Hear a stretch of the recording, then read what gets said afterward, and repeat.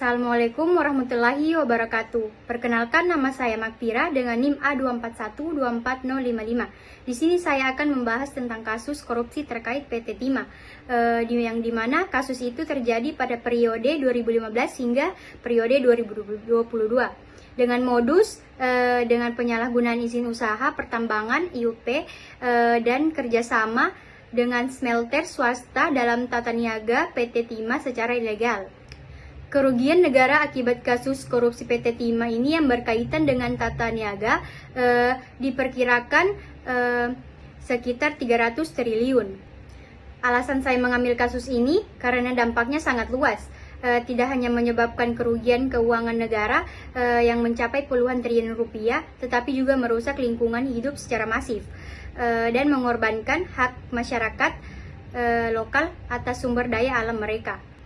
Sebab utama terjadinya kasus ini yaitu lemahnya pengawasan dan sistem yang masih memungkinkan terjadinya kolusi antara pengusaha dan pejabat, kurangnya transparansi dalam tata kelola tambang, serta rendahnya integritas sejumlah pihak membuat praktik-praktik kotor ini bisa berlangsung selama bertahun-tahun tanpa terdeteksi secara serius.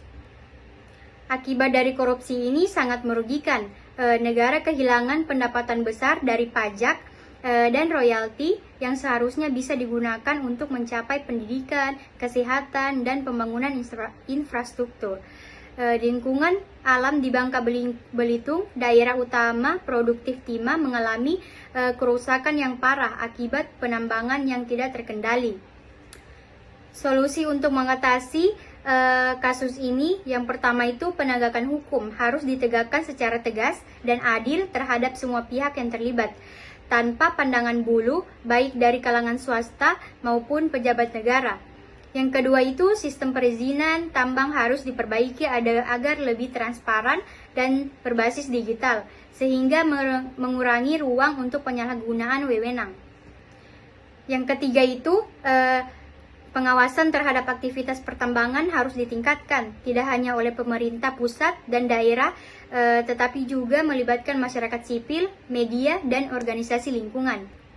Yang keempat itu perusahaan BUMN seperti PT Timah harus menjalankan prinsip tata kelola yang baik, dan tidak hanya mengejar keuntungan semata, tetapi juga bertanggung jawab secara sosial dan lingkungan.